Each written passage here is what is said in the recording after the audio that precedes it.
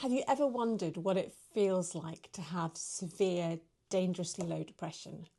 Well, I'm living it at the minute, and I wanted to come on and talk about what it feels like, what my experience has been, because it might just help one person who's watching this. So if you're struggling, if you're wondering whether you are depressed, this might help. I promise it won't be triggering, it won't be scary. I just wanted to come on and be honest and talk about mental health, especially after I saw a tweet, I think, by Andrew Tate, who said depression is a choice. It's not. It's an illness. It happens. And I've had quite a few things in my life that have culminated in me having severe depression just before Christmas. But it can happen just because it's Wednesday. There's nothing else going on in your life. You can have the best life possible, and depression can still happen because it's an illness, like asthma, like epilepsy. It's not your fault. I became very good at hiding the fact that I'd been depressed. And although I'm on antidepressants, it's probably been creeping up for several months. And it's a culmination of, in the last 2 years, my mum's died of cancer. My dad dropped dead when I was on holiday. My own cancer came back. But in that time, I've edited the second edition of a breast cancer book. I've written another book. I've launched my podcast. I've done videos. So much is going on. And I became very, very good at functioning very well, by keeping myself busy, by giving myself things to do that I invented for me to do, that other people wanted me to do. It gave me something to focus on. But underneath it was all bubbling, and it kind of feels like on one side I've got, oh, here's my Barbie. On one side I've got my body, my heart, my lungs, my kidneys saying, come on, you can do this, keep going. But my brain is saying, no, we just want you to stop. We've had enough. And it came to a crashing halt just before Christmas. And I just thought, I can't do this anymore. And it wasn't that I didn't want to live. I want to live. I've got a lot to live for. But the pain of living was too much. And it was the mental pain of dealing with the loss of both my parents in a very short time, and the fear of my cancer coming back a third time and being incurable, plus the pain of the side effects of the cancer drugs I'm on. I have a permanently ulcerated tongue, I'm tired, I have no energy, and all of that is just like a melting pot of how the hell do you keep going? And you kind of do, but there comes a time where you just think it's too much.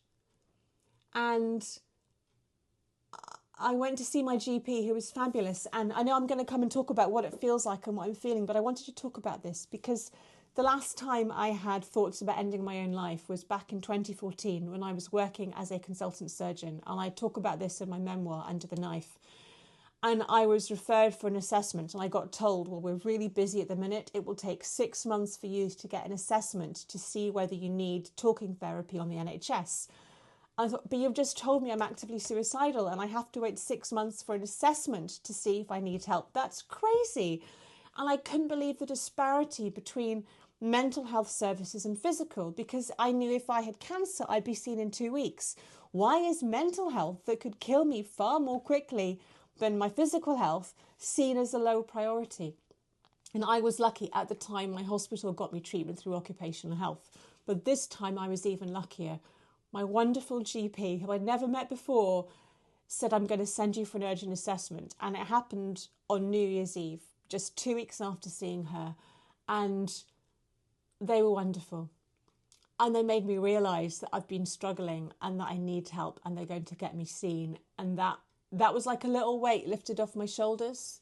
Someone had acknowledged that I wasn't making this up. And it was okay to feel how I felt, and help would be available. Because there's this stigma, this shame you put on yourself that you're not trying hard enough.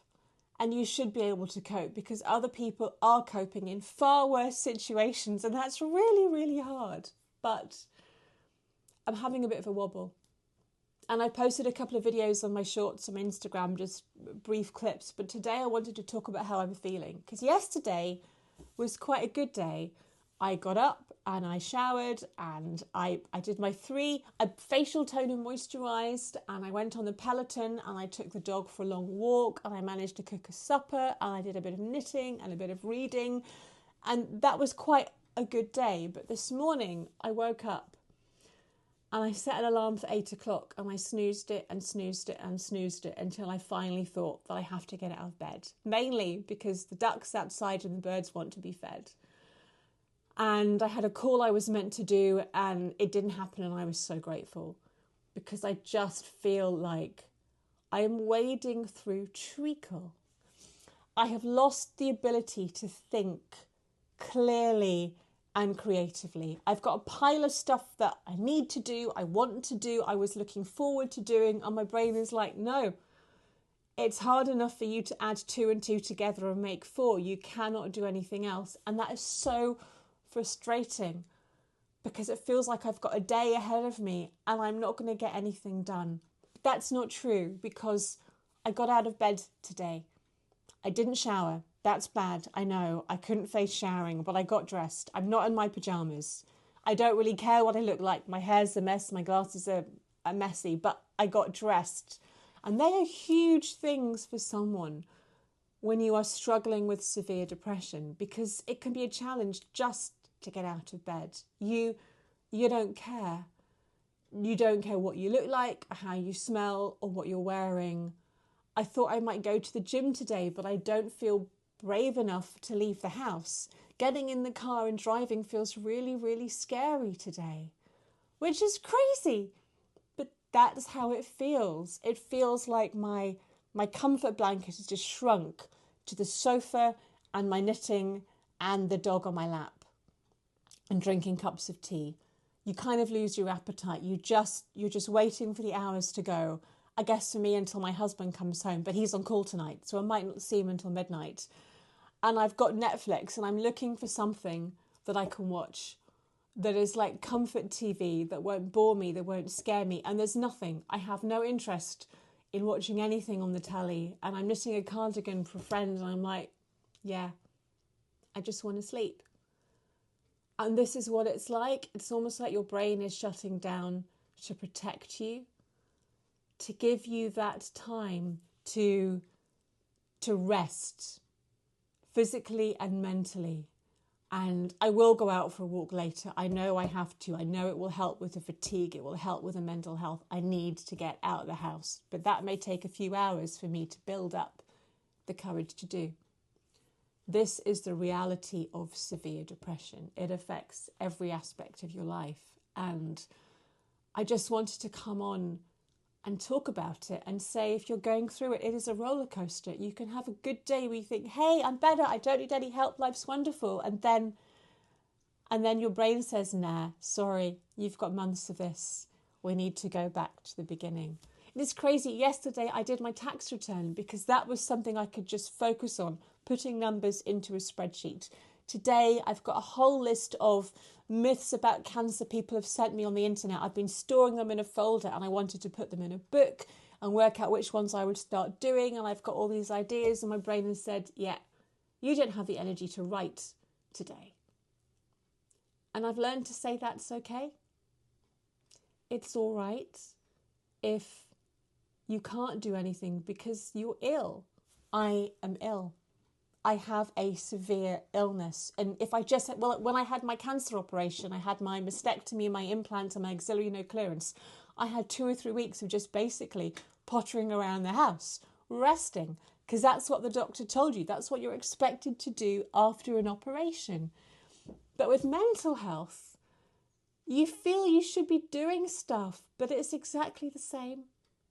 We need to rest and recharge and look after ourselves. And actually what I might do is go back to what I did during chemo when I couldn't think clearly at all, and that was get a jigsaw out.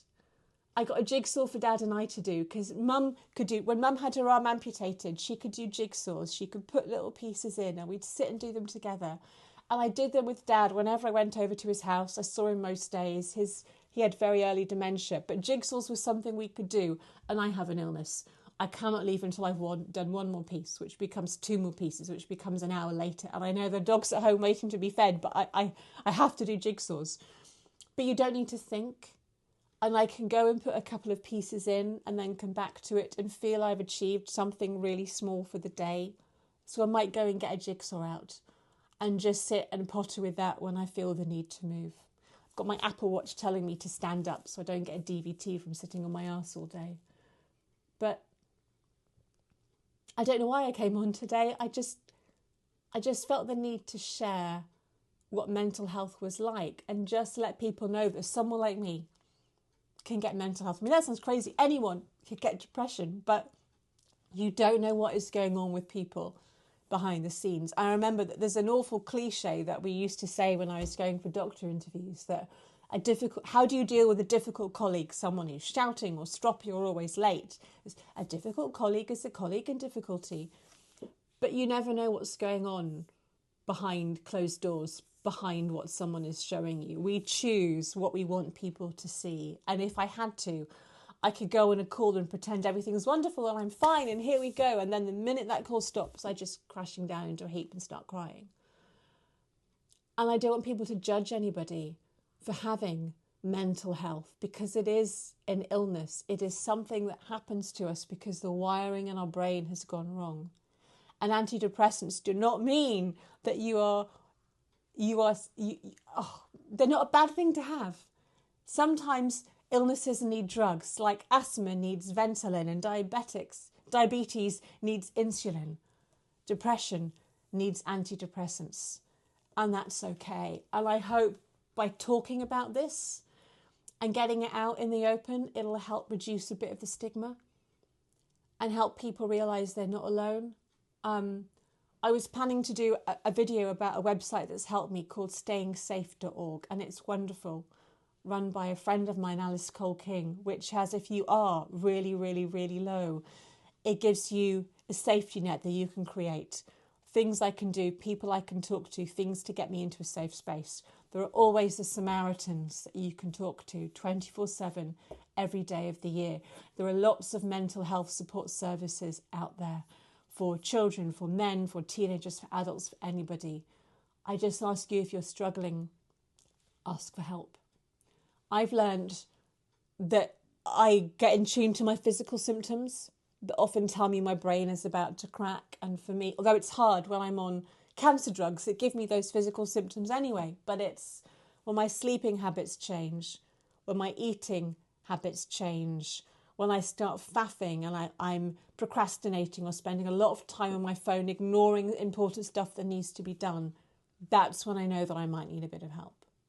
And again, if that can help you, I hope I can help you by just sharing my story. So that's it.